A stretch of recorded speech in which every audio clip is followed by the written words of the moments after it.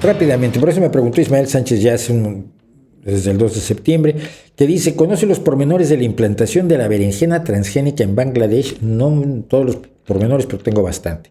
Parece un proyecto interesante por mejorar el nivel de vida de los pequeños campesinos, eliminar el uso de pesticidas y reducir el coste territorial de la agricultura. Y además se reducen los pesticidas y el aumento de productividad para los agricultores de Bangladesh ha sido del 51%. Si cualquiera de ustedes tiene conocimiento lejano de lo que es la agricultura, y sobre todo la agricultura en el tercer mundo, que es una agricultura temporal, que es una agricultura que depende de un montón de imprevistos que no pasan en los invernaderos y en los lugares donde hay riego, o en las granjas de los Países Bajos ultra automatizadas. Si alguien sabe lo que es la agricultura en el tercer mundo, un 51% de aumento en el rendimiento de tu tierra es una barbaridad. Es la diferencia entre el hambre y la opulencia casi, o por lo menos, si no la opulencia, la tranquilidad económica. La berenjena transgénica ha reducido el uso de pesticidas, que también ayuda al bolsillo de los agricultores, y ha aumentado en un 51% su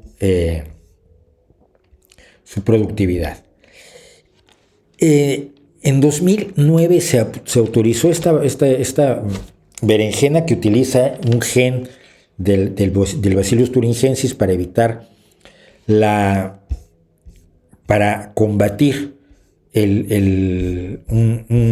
una plaga, y había apuntado el nombre del bicho, que es un barrenador que pone sus huevos en la berenjena y entra, se mete allí y la larva va comiendo el interior de la fruta. Claro, el día que tú la cosechas, resulta que no tienes berenjena. Bueno, este Brinjal BT, Brinjal es el nombre que le dan a la berenjena, fue autorizado en 2009, pero en la India. Y en la India, los activistas antitransgénicos, principalmente manejados por ese horror de ser humano, esa persona malévola, manipuladora, mentirosa, que es Vandana Shiva, lograron que se retirara en 2010. El gobierno de la India retiró la autorización antes de que se empezara a plantar la berenjena. Se hizo una moratoria con la de queremos más datos. Y cuando quieres más estudios, siempre puedes querer más estudios, porque lo que quieres es impedir que se utilice algo. No es que quieras más estudios en realidad, es que quieres controlarlo. Y para controlarlo, lo que haces es, por supuesto, pedir más estudios. No hay un escepticismo sano, que es el que implica, bueno, yo necesito tales estudios y con estos estudios ya te autorizo. No, siempre van a necesitar más. Entonces, de hecho, ahora quienes trataron de movilizar la berenjena están siendo sometidos a juicios en la India y han sido perseguidos por las huestes de Vandana Shiva, que tiene muchísimo dinero para perseguir a la gente que opina distinto que ella. Pero en 2013, hace ya 8 años, se autorizó en Bangladesh, en la vecina Bangladesh, se autorizó la liberación de 4 variedades de berenjena BT para el ciclo agrícola 2013-2014. Empezó con 20 agricultores. Ahora hay alrededor de 60,000 productores que están produciendo esta berenjena. ¿Qué ha pasado?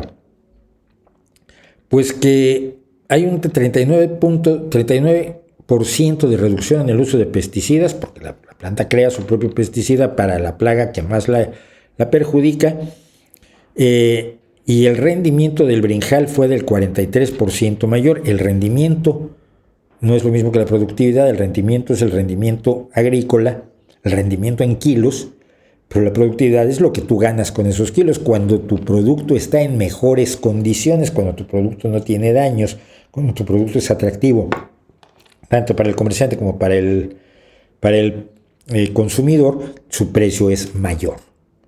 Y ese es el 51% al que yo hacía referencia.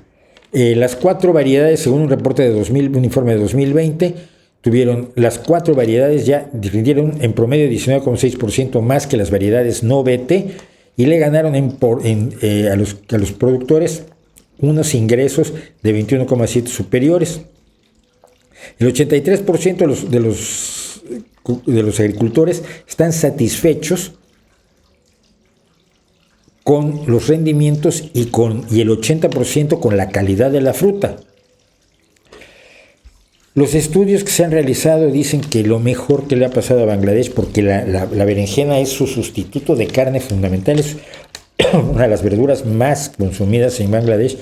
Todos los estudios dicen que se ha ganado, que se ha beneficiado a consumidores, que se ha beneficiado a productores, que se ha beneficiado a intermediarios, que se ha producido más, que se han usado menos pesticidas, pero como son transgénicos la gente no los quiere. Es el colmo. Sobre todo porque esto además se hizo con dinero público. Uno de los argumentos clásicos es que Monsanto se va a apoderar del mundo. Se va al demonio cuando la inversión en transgénicos la hace el propio gobierno. Oye, si no quieres que Monsanto te controle las semillas y te venda semillas todos los años, haz tus propias semillas, haz tus investigaciones, paga los institutos de investigación, paga el desarrollo, paga las autorizaciones, que son lo más caro. El proceso de autorización, los antitransgénicos lo han hecho tan enormemente difícil, y esto lo cuenta J.M. Mulet con una gran claridad en su libro Transgénicos sin miedo. Han vuelto tan difícil el proceso de autorización de un cultivo transgénico que se gasta mucho más dinero en eso que en el desarrollo mismo en el laboratorio. Pero si lo haces con dinero público, la patente no va a ser de Monsanto, va a ser tuya. Entonces, el argumento de que Monsanto, solo porque Monsanto es el peor de los argumentos contra los transgénicos. Los transgénicos son cultivos, organismos totalmente normales, cuyas genes se han modificado de cierta manera, como hemos modificado los genes de todos los seres vivos, vegetales y animales que hemos domesticado, y que se hace para nuestro beneficio, para el beneficio del productor, para el beneficio del consumidor, para el beneficio del medio ambiente. Se ha demostrado que esos 3 elementos son beneficiados por la gran mayoría de los cultivos transgénicos.